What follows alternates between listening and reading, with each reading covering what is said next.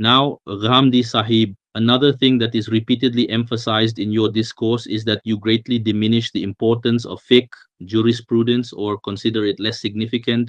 Rather, you say that fiqh is the explanation of Sharia and we should be free from it. But in your own book, where you have explained the branches of religion, the rulings of Sharia, those two are derived from fiqh, aren't they? So, do you have an issue with the old fiqh, whereas you yourself have derived your own fiqh? Isn't that so? In my entire discourse, please tell me, you are a very good student and a knowledgeable person. Where have I denied fiqh? Where have I separated it? My brother, if I say that the sunnah is separate from the Quran or that hadith is separate from the Quran, does that mean I am denying them? I have explained that people have mixed fiqh and sharia, and this confusion needs to be resolved. From the very beginning, I have said that sharia should be separated and explained as God's sharia, while fiqh and juridical reasoning are the opinions of scholars based on their understanding. I have separated everything. If you look at my book, one of my fundamental tasks has been to distinguish what the Quran begins with, what the Sunnah begins with, and what takes precedence. I have clarified what comes within the realm of narrations. Because of this clarification, I have faced a lot of criticism. I have not denied any hadith. I have explained what are the contents of hadith, whether it is about understanding and explanation, or the exemplary conduct of the Prophet, peace be upon him. This is the process of separation. At the end of my book, Meezan, it is written that the content of religion, the fundamentals of religion, have been separated from other elements. This is an explanation of separation, not denial. If I have written or said even a single sentence of denial, please point it out to me. No. Hamdi Sahib, in your book, there are laws of jihad, laws of dawah, and laws of worship. Are these fiqh or sharia? This is Sharia. In my book, Meezan, it is presented in such a way that I first explain Sharia and also clarify which rulings of Sharia are originally based on the Sunnah or the Quran. Then, within the Quran, I clarify where the ruling is originally stated and where its explanation begins. If you read my book, you will find everything clearly separated. After that, I explain what fiqh al-Nabi or the jurisprudence of the Prophet is. I have included fiqh al-Nabi as part of it, but I have separated the fiqh that humans later developed, whether it is mine or someone else's. So, in my book Meezan, you will find three things: the Quran, the Sunnah, and fiqh al-Nabi. That is, if the Prophet, peace be upon him, explained something in the fundamentals of religion, whether for understanding or as part of his exemplary conduct, I will only present that there. Fiqh al-Nabi will be presented there, but I do not present anything else. In my book Maqamat, you will find my juristic interpretations. This is essentially the process of separating things and placing them in their correct positions. On some occasions, those who engage in propaganda exaggerate and present it in a certain way. When I said that Sharia should be separated from the heap of fiqh, it did not mean that it should be discarded. No, it is our knowledge, our heritage, and something we are very proud of. We will benefit from it, but we will not present it as Sharia. Okay, Hamdi Sahib, if we derive a ruling from Sharia, there is no problem. But we are taking the understanding that Ghamdi has given, or the understanding of Abu Hanifa Shafi'i or Jafar al-Sadiq have given. How are you equating your understanding with the ruling of Sharia? I have never, even for a moment, equated them. What the Prophet, peace be upon him, explained, or what is stated in the Quran, I have extracted that and am now explaining it. That is my understanding. You may accept it or not. The first stage is that Sharia or God's guidance should be separated. I quote the Quranic verse in Arabic and present the Sunnah as it is. This is the direct explanation of Sharia, religion, or God's guidance. After that, I begin my explanation. This is like telling Zamakhshari, you are a strange person. You have written a commentary and made your understanding equivalent to the Quran. He is quoting verses of the Quran above and below that giving its explanation. I am doing the same. That is, first, I explain Sharia, I do not call my understanding Sharia. Then I explain that the Sharia God has revealed, the laws He has given, or the guidance He has provided, I, as a humble student, understand it in this way. At the end, I have written that this is the opinion of a student. If someone wishes to agree with it, they may, and if they wish to disagree, they may. I am always ready to revise it. So this is also being mixed up. If someone writes a commentary on the Quran, are they claiming that their understanding has become the Quran? If they are doing so, then first hold all commentators accountable and then talk to me. But isn't this definitive understanding when we say that whatever you have understood is exactly what was intended by God, what He has revealed? Isn't that so? Have I ever said about my understanding that it is definitive in meaning? No, I have said this about the Quran. I have explained that in the Quran, the speaker has expressed his message in such a way that it has reached humanity in its ultimate form. Now, if there is any error in understanding it, that is my error. And I have also explained what causes my error. I have pointed out two things. Either it is due to a lack of knowledge or a lack of reflection. This is the entirety of my point. Please explain where the error lies in this. I have never claimed my understanding to be definitive. In my books, there are discussions on univocality, and I have clearly explained what univocality or definitive understanding means. That is, in God's book, in God's speech, what God intended to say, the purpose of the speaker, has been conveyed definitively. This is what it means. No, sir, the point is as clear as day. You have never claimed your understanding to be definitive in meaning. It's just that both points got mixed up, which might have caused confusion. You have written very clearly, and in Maqamat, you have an entire essay on this topic stating that the Quran is univocal. So I am saying that the necessary implication of definitive in meaning is not that whatever Gamida Sahib presents in his language about this definitive text must be exactly the same as what Islaha Sahib reads, or what Hassan Sahib reads, or what Sayyid Abul Ala Maududi Sahib reads. It does not mean that everyone must arrive at the same understanding in univocality, and then the understanding of all these people must also reach the same conclusion. That is, does univocality mean there will be no differences in understanding? Univocality means that the speaker has provided everything necessary. Now, I am a human being, so I have said that sometimes due to a lack of knowledge, I may not reach the correct understanding, and sometimes due to a lack of reflection. Both these interpretations have been adopted by Imam Farahi in his piece on univocality, where he has explained this entire matter, stating that the Quran is univocal. There can be errors in my understanding and in the understanding of my teacher, Ustaz Imam, which is why differences arise. But do we say that my understanding and my teacher's understanding are both correct at the same time? If we say that, then the text is no longer univocal. When I disagree with my teacher, I say his opinion is wrong, and when he disagrees with me, he says my opinion is wrong. So univocality does not mean that the text can bear multiple meanings or interpretations. It cannot bear multiple meanings. It is not the case that the Quran can bear two meanings, one understood by my teacher and one by me. No, it is not like that. Either my teacher has misunderstood or I have misunderstood. The Quran bears only one meaning. Correct, exactly. So in this case, the understanding that emerges will not be definitive. How can a human's understanding, which is subject to a lack of knowledge and a lack of reflection, be definitive? This is the service of a student who is helping others understand God's book. Obviously, he tries his best to reach the correct understanding, and often he does, but he also makes mistakes.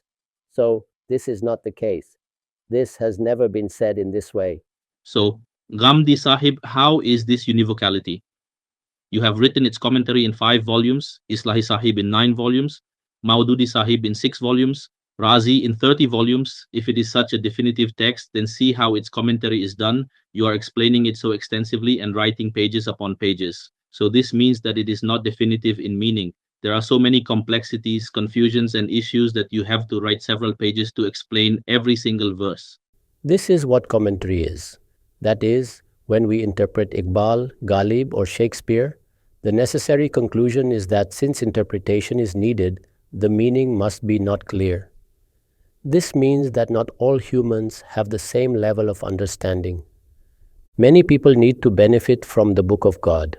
Many people need to benefit from the works of Iqbal, Shakespeare, or Firdausi. Not all humans are experts in every field. So experts always do the work of interpretation and clarification so that they can help those who are not experts. This is not done because a book is a literary text, or it is a scientific text, or a philosophical text. Interpretation is done because not everyone is a specialist in philosophy. So, commentary is written for the service of ordinary people. This does not mean that there is ambiguity necessarily. Isn't the purpose of commentary to remove ambiguity in meaning? If a writer actually knows what is being written, then this is to insult him. There can be brevity, but not ambiguity. Okay, Ghamidi Sahab. In our present day Pakistan, Dr. Khizr Yasin Sahib, you may know him, his writings. He has a stance. And as I told you at the beginning, we have a habit that when someone interprets religion in a different way, we are very eager to see it. So I also read some of his works and met him regarding this. So have you read some of his works? And he has a very strict stance on interpretation. Do you have any thoughts on his method? I never comment on my contemporaries. You may have never seen me critique or comment on any contemporary. If you want to ask me about any of his points, please state it clearly, and I will comment on it. His point is that the Quran is not a text that is amenable to exegesis, and those who comment on the Quran are adding to it. I said that when something is said to be interpretable, it means that we have a text in front of us that not everyone has the skill to access. When this is the situation, a knowledgeable person makes it his life's goal to develop the ability to understand it over the years and then serve others. This is happening in all fields of knowledge. Human nature is also studied by a few people. Scientific research is also done by a few people. And then they explain what they read from the book of nature. This is how they serve us ordinary people. Scholars are also doing the same.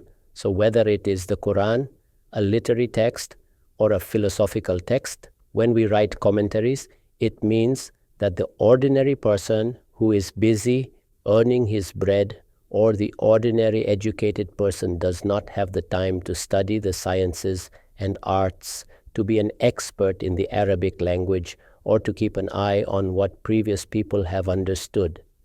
For his convenience, we clarify it for him. So this clarity is actually for ordinary people. That is, experts perform this service, and this is being done in every field of knowledge. So tell me, is this not a need for ordinary people? Do all people in the world have the ability to understand everything at the same level? No. The guidance you need to take from the Book of God, or the guidance God has given us in certain matters, should be understood by every person, right? And the Arabic language is a matter of taste. If you are a Muslim, you should learn it, and you should learn it and see it directly. Look, even Arabs need it because not all humans are at the same intellectual level. This is the system created by God. You are actually negating it by saying that when God speaks, his speech should be such that a person selling oranges on his cart or a farmer working in a village should find it equally understandable.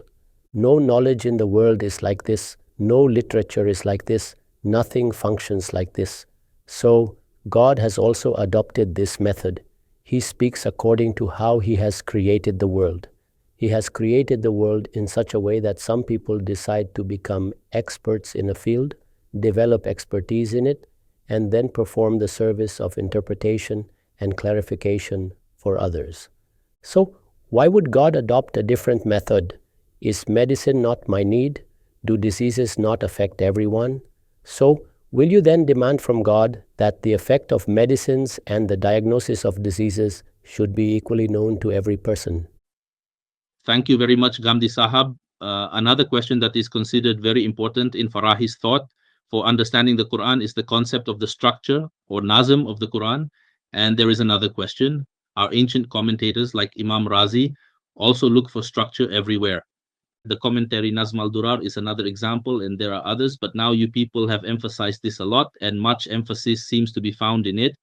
So is this structure not something that you, me, Islahi Sahib, and Farahi Sahib all discover in the same way? Why is there disagreement among you all? I leave aside the ancient commentators. Among you three, who are the known scholars of Farahi's thought, there is disagreement in the structure. That is, the structure is subjective. Let's take one thing at a time and the matter will become clear. Tell me, when the Quran is presented, the first thing that comes up is the word from the meanings written in the lexicon. A person selects one meaning, and there can be disagreement about which meaning is intended here. In my opinion, this is inevitable. So this means that there is disagreement over the word, even though the word itself is a very definitive thing. It is written there, and its meanings are also written in the lexicon. Despite this, disagreement occurs. Okay, the arrangement of sentences. For example, in yuras wa kalala, what is yuras? Why is kalala? In the accusative case, there can be 2, 3, or 4 opinions on this, or there may not be. This can happen. So this means that in the arrangement of sentences, the same situation arises. So the same situation exists in context and flow. What is the issue here? Okay, no. The issue is that the entire understanding does not change because of this. Even the meaning of the words may change. That is, if I have chosen a meaning for a word, my choice may differ from yours. Similarly, look at the arrangement of sentences. That is, in yuras wa kalala, the meanings that Zamakhshari has accepted. I have criticized and disagreed with him. So, what has happened now? There is disagreement in the arrangement. I am taking yuras from awrasa, and he is taking it from warisa. Both possibilities exist, or do they not? Absolutely. Therefore, in my view, this matter is being completely misunderstood. In all 3 places, humans are at work. Where humans are at work, there will be disagreement over the determination of the word. There will be disagreement in the arrangement of sentences. That is, the demands being made that if one person says that we are all basing our interpretation on Arabic, now there should be no disagreement over any word. This is really not a reasonable argument. Absolutely not. So, in all 3 places, there are possibilities of disagreement. So, why does this become such a big deal when it comes to nazm or structural coherence? Respected Ghamidi Sahib, another thing. When you discuss some historical conflicts among the companions and other matters, it seems to us that you always place your weight on the side opposed to the al-Bayt, meaning the family of the Prophet. And in the case of Hazrat Ali, Hazrat Hassan, and Imam Hussein, the impression among our Shia friends is that Ghamidi Sahib has traces of Nasbi's anti-Shia tendencies or is a Nasbi himself. So, how do you address this? Although you have explained it very beautifully, I should disagree with this. But these kinds of labels tend to stick. Are you really a Nasbi? This is a disease from which this ummah has not been able to free itself. It has never been able to acquire the natural way of thinking about things. That is, if you want to reflect on the Quran, do it in the light of tradition. If you want to reflect on the Quran, do it in the light of jurisprudence. If you want to interpret the Quran, do it in the light of philosophy. So what will be the result? In the same way, if you want to discuss historical facts, you will have to do it as a supporter of the al-Bayt or as their opponent. I seek refuge in God from this. In my view, when you base your reflection on something extraneous, you spoil your path at the very first step. I will look at the facts. If a statement of Hazrat Ali is correct, I will accept it. And if someone opposed to him is correct, I will accept it. Therefore, in my case, whether it is the matter of the Quran or the matter of tradition, it will be determined on the basis of this reasoning. Finally, tell me, with whom among them have I had any interaction that led to friendship with one and enmity with another? The stories of the past are over. Centuries have passed. Why would I hold a grudge against anyone? And why would I unjustly support anyone? As a student, I have to see what the correct point is. In understanding it, I am human. I can make mistakes. But my approach will always be the same. Just now I told you about the Quran. As a human being, I will understand it. The principles are the same. I will go looking into the word, the arrangement of sentences and the context. If the Quran says, I will also take tradition. If the Quran points to it, I will also look at the Bible. If the Quran says, I will also look at history. The same is the case when looking at individuals. The same is the case when looking at events. Regarding events or historical matters, my principles are very simple. That is, there is an established history that is transmitted through consensus and continuity. I will base my understanding on that and place individual reports under it, determining them in the light of knowledge and reason. Whatever result emerges from this may be difficult for you or someone else to accept. With regard to the al-Bayt, there is a verse in Surah Ahzab, and you clearly explain from the context and structure that the al-Bayt mentioned there refers to the wives of the Prophet, but the entire understanding of our Ahl al-Sunnah and all the sects of the Shia, they all believe, based on hadiths, that the Ahl al-Bayt includes the wives as well as the family of the Prophet, but also including Ali, Fatima, and their descendants. You completely deny it, which further gives people the impression that you have some issue with them. And the way you, like Habib ur Rahman Kanhalwi and Tamana Imadi, are so deeply committed on this issue of the Shiites and al-Bayt, it seems as though you have an inclination towards them. This is why a question arose in my mind. If the al-Bayt are mentioned anywhere in the Quran, and I have dissociated those verses from them, then kindly inform me. For instance, the verse of purification which says, indeed, God intends to keep away from you impurity, O al-Bayt, and purify you with a thorough purification. I will revisit the context in which it was revealed. I will close all doors, neither leaving the door of tradition open, nor the door of jurisprudence, philosophy, or theology. First, I will look at the text of the Quran, then its definition, and then its context. There is no room in that verse to include anyone else. I do not accept anything from outside to include in it. So, how would I do it? For example, when the address is to the wives and stay in your houses, the entire case is feminine. How does it switch to masculine here? There is no issue with this. Even the esteemed Imam has written about it, and it has been discussed in Mufradat al-Quran. Scholars are well aware of this. This is the style of Arabic. In the Arabic language, for al-Bayt, such pronouns always come up. It is related to the understanding of Arabic. The point is, in every case, one must follow this path. Therefore, its parallels have been presented. So, Ghamidi Sahib, among us, the al-Sunnah, have the concept of the justice of the companions, Adalat al-Sahaba, and among the Shiites, there is the concept of the infallibility of the Imams. You do not accept both of these in detail from the Quran? As far as justice is concerned, it is the viewpoint of the scholars of hadith. I have never had any objection to this. That is, the information we have about the noble companions indicates that they never attributed any falsehood to the messenger of God, peace be upon him. The way the hadith experts describe their narrators, saying that so-and-so is truthful, so-and-so is reliable, they have adopted various terminologies. This is their verdict, the result of their research. In the entire group of the noble companions, they did not see anything contrary. This is the result of their research. So, I have no objection to this, nor have I ever raised any.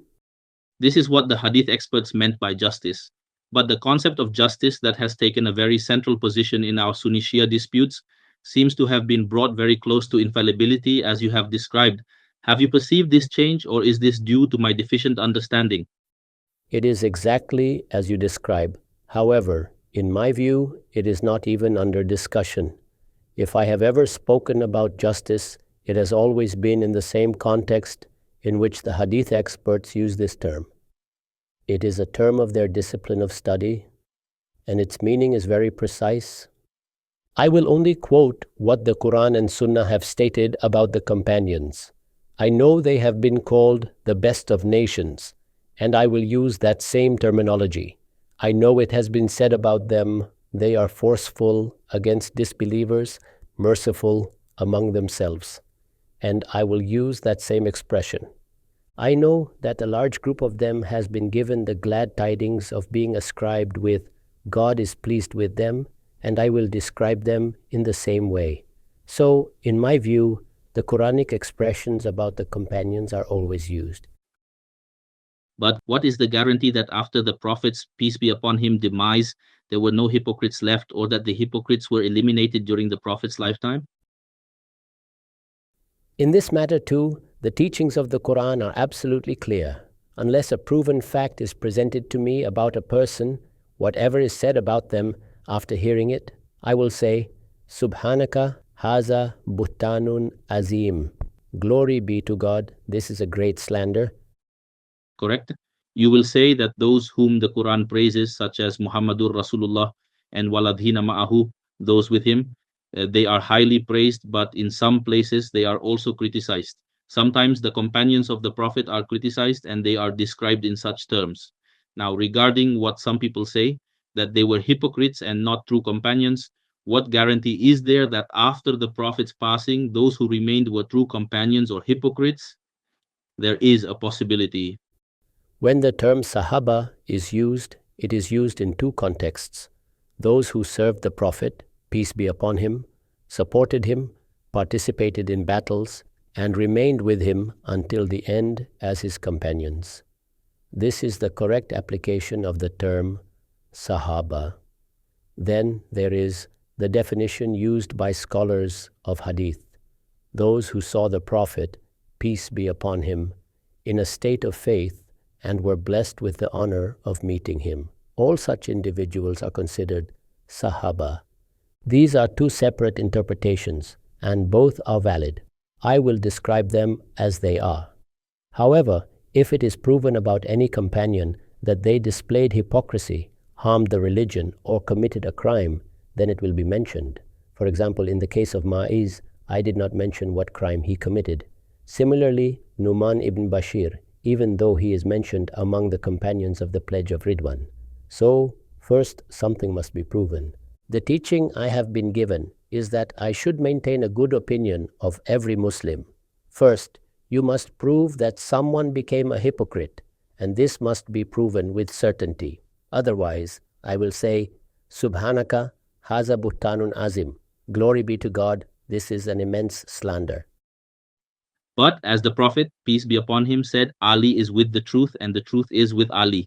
He also said about Fatima, his daughter, whoever harms Fatima harms me.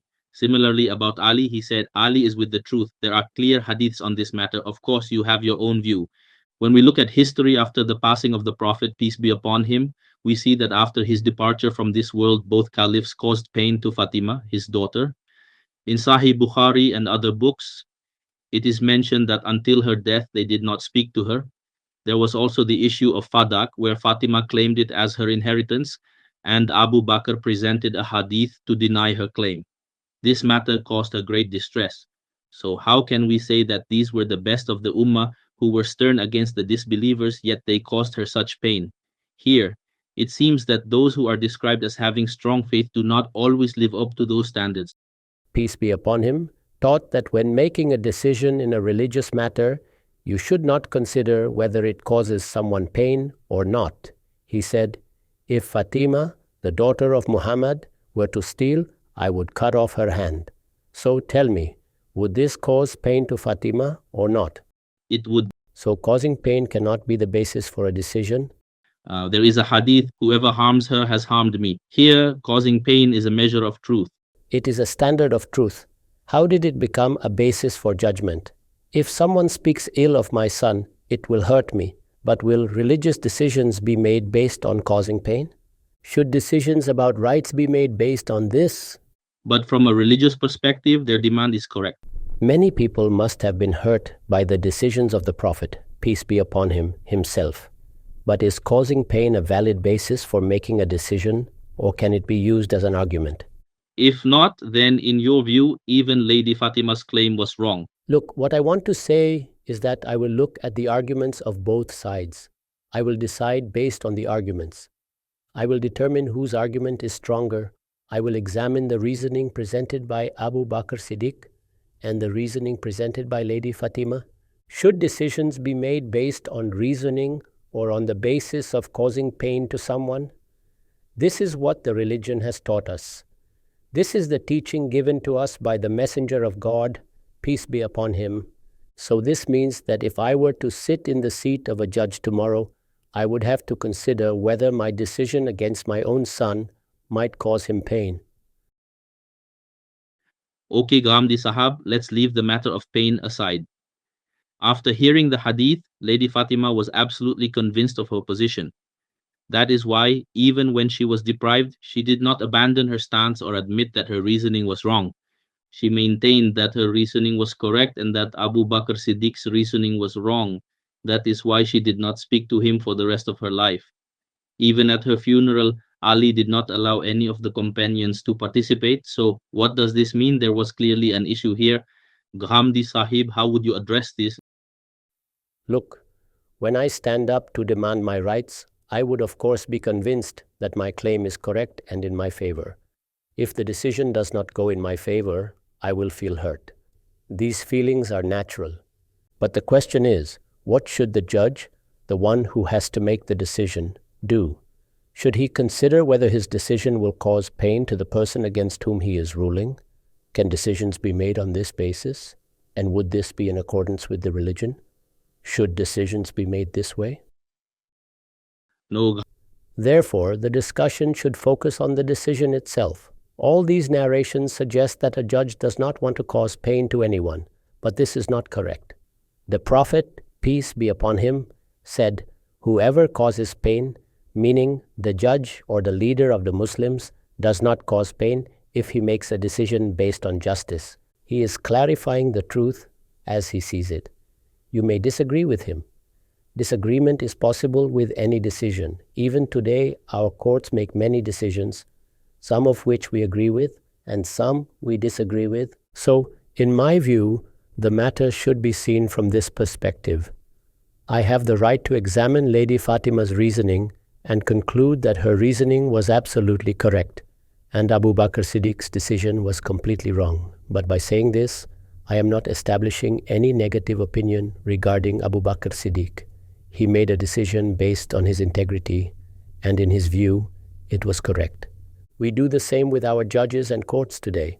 The Prophet, peace be upon him, said about his own decisions, "It is possible that a man may use his eloquence to secure a ruling in his favor, but he should know that whatever he gains from it will become a burden around his neck on the day of judgment." So, obviously, if someone secures a wrong decision from the Prophet of God, peace be upon him, the person against whom the decision was made will feel pain. But the decision made by the Messenger of God, peace be upon him, was based on reasoning and evidence. Therefore, in my view, it is wrong to comment on decisions in this manner, to say whose reasoning was correct or incorrect. Opinions will be given and reasoning will be examined.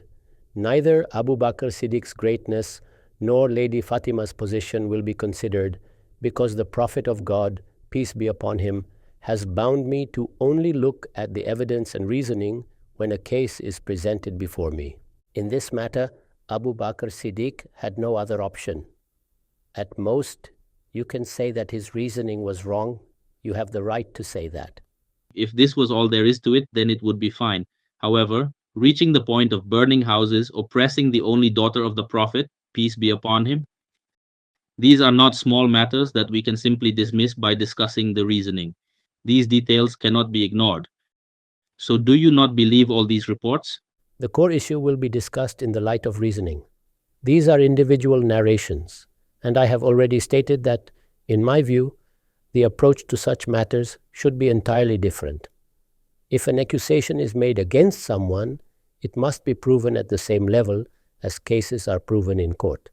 In general circumstances, I will accept narrations, But when a moral accusation is made, I will demand multiple layers of evidence. There should be no room for even the slightest doubt in the chain of narrations, and it should be supported by multiple sources, just as a judge writes a verdict. Similarly, all these narrations must be examined in detail. Therefore, in my view, the principle is being misused here. This cannot be discussed based on hearsay. Each point must be debated and examined individually. Is this matter proven to the level of testimony, shahada? If you are making this claim, then hold a session and present your arguments.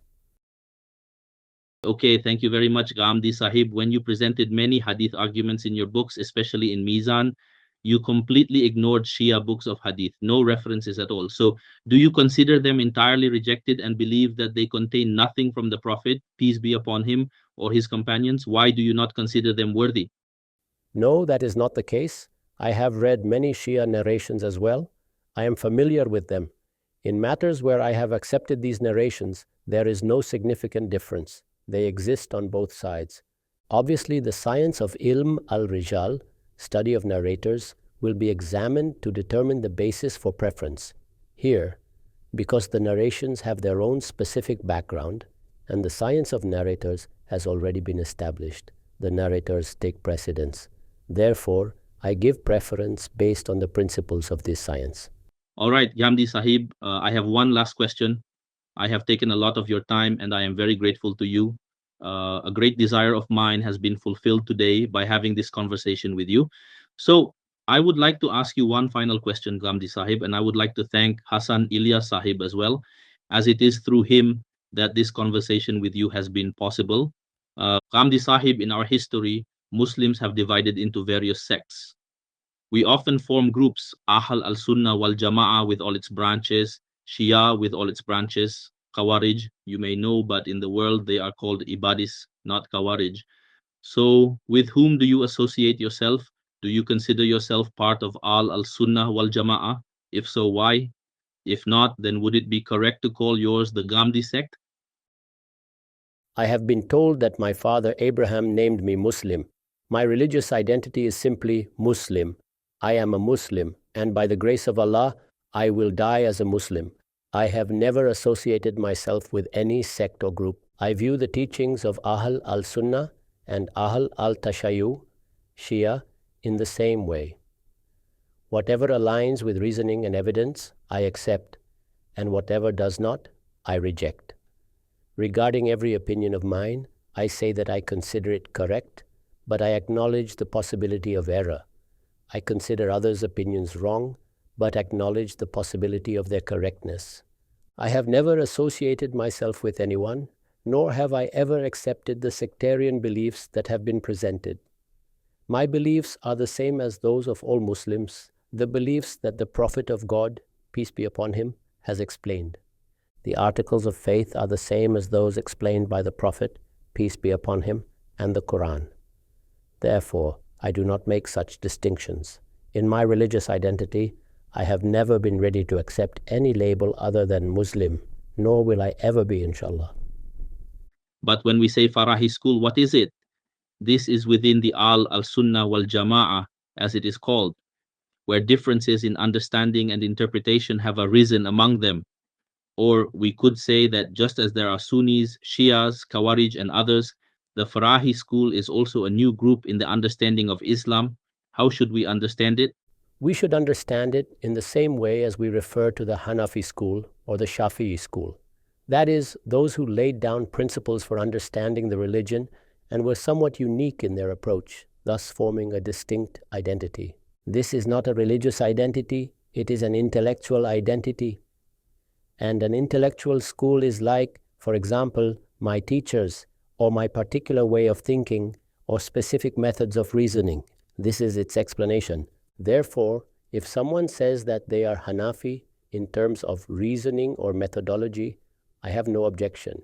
Similarly, if you say that you are associated with the Farahi school, it is like saying that you studied at government college. In the same way, I have benefited from my teacher, Imam Amin Ahsan Islahi. This is a statement of affiliation, not of a sect.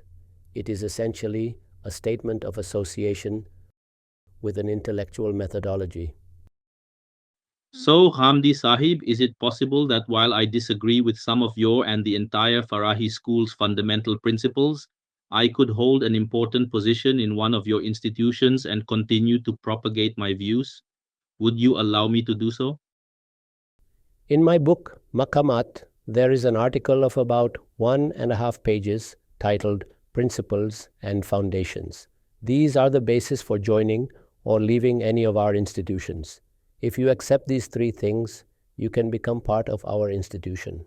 You can express your opinions, agree or disagree on practical matters. Even now, many of my students openly disagree with me on fundamental issues. They invite discussions and write about those topics. In Lahore, there are many senior teachers who openly critique my views. There are no restrictions on this in our circles. However, obviously the 3 principles of the school of thought you are referring to have been established, and I have written them down. These exist as a foundational document in every institution. So, what is the obstacle in calling this school of thought a sect? Why not call it the Farahi sect or the Ghamidi sect? A sect is formed on the basis that you claim that what you have understood is the truth and everything else is false. Schools of thought, on the other hand, are like those in science or history. They are intellectual approaches. For example, the Hanafis. Just because they are Hanafis does not mean they are always right. And the Shafis are always wrong? No. The Hanafis have a methodology through which they understand the religion, and thus they express their identity. This is an intellectual identity. A sect is not formed from an intellectual identity. All right, so now, what are Shia, Sunni, Khawarij, and Nasibi? Are they not sects, Ghamidi Sahib? Yes, this is because they have formulated their own system of beliefs, and after that, they hold the opinion that all truth lies with them, and everything outside of them is false. Intellectual schools of thought never hold this opinion. They simply say that we have expressed our understanding, and our methodology is this.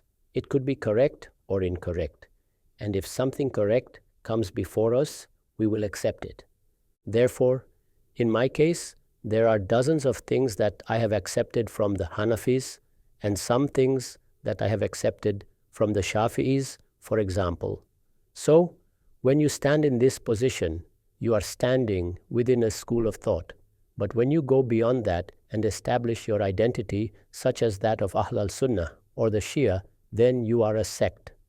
Ghamidi Sahib, for example, if we do not follow the principles of understanding the Quran as laid out by Hamid al-Din Farahi, and we are understanding the Quran or any other schools and sects, do you not label them as misguided? For instance, you say that Ahmadis are completely misguided. In 2005, during your critical discussion on Ghulam Ahmed Parvez, you said that this is zalalat, misguidance. You do not declare takfir, excommunication, but you do distinguish between truth and falsehood, do you not? At the very least, you say that others are misguided. So, does this not make you a sect? The issue lies in the details. For example, if someone commits an act of disbelief, I will say that this is kufr. If someone commits an act of polytheism, I will say that this is shirk. And if someone denies a fundamental principle of the religion, I will say that they have denied it. This is how it is in all fields of knowledge. It has no connection with this. Is every opinion of Parvez Sahib a misguidance? No, their method or approach to understanding the Arabic language and applying it to the Quran is what I called misguidance. Hamdi Sahib, it is like this. For example, there are what we can call a scholar's fundamental principles, and then there are the deductions based on these principles which are secondary. If your principles are based on misguidance, then the secondary issues have no significance. So you will not label any sect among Muslims as completely misguided in their fundamental beliefs. You will discuss each issue individually. If this happens, I will say so. Generally, this is not the case. Usually, it is that different sects or schools of thought among Muslims are either making a mistake in their methodology or in its application. This should be limited to that. However, if a situation arises where neither the methodology nor the application is correct, then a general statement can be made. This too ought not be an injustice to anyone, but would be a position based on reasoning, which others can follow if they wish. In the world of knowledge, you will present your conclusions, right? You will say that this is polytheism, this is disbelief, or this is misguidance. Now, if I start judging each part individually and find that all 10 parts of something are shirk, what will I say? I will say that all of it is shirk. So, do you consider Shia as completely misguided? No, I do not. I consider the concept of imamayat among the Shia to be incorrect. But do you not consider it a deviation or misguidance for this concept of imamite? I will say that this is an innovation or bid'ah introduced into the religion, and therefore I will label it as such. Similarly, among al-Sunnah, such as the Asharis, Maturidis, and Hanbalis, there are also things such as these. Even within them, there are some things which are called innovation, and some on which the ruling of shirk can be applied. So each thing will be examined based on its nature. I have said that there may be something that I consider acceptable, but another scholar may say that it is shirk. However, I do not accept it. So, this other scholar has issued a ruling based on reasoning. In the same way, the Shia say that imamat is part of their faith, but when I examine it in the light of evidence, it is clear to me that it is merely an innovation. I will express it in this way. So, can you point out something among the Sunnis that is purely bid'ah? Regarding the entire concept of Sufism among Ahl al-Sunnah wal Jama'ah, I have issued the same ruling. All right, Ghamidi Sahib, thank you very much. I am very grateful to you. I am very thankful. You have given me so much time, and at no point did you tell me that my questions were inappropriate, even though I had several such questions. Just as you honor all your students, you have also honored me. I have a great desire to meet you, and inshallah, when you visit Pakistan, that desire will also be fulfilled. My wish to have this conversation has been fulfilled, and for that, I will once again thank Hassan Ilyas Sahib, who was the means for me to have this conversation with you. No, you have honored this student of knowledge. I am very grateful to you. Thank you very much. Thank you. If I ever wish to take your time again, I can trouble you, Ghamidi Sahib. I am always available for students. Thank you very much. Thank you very much. Jazak Allah khair.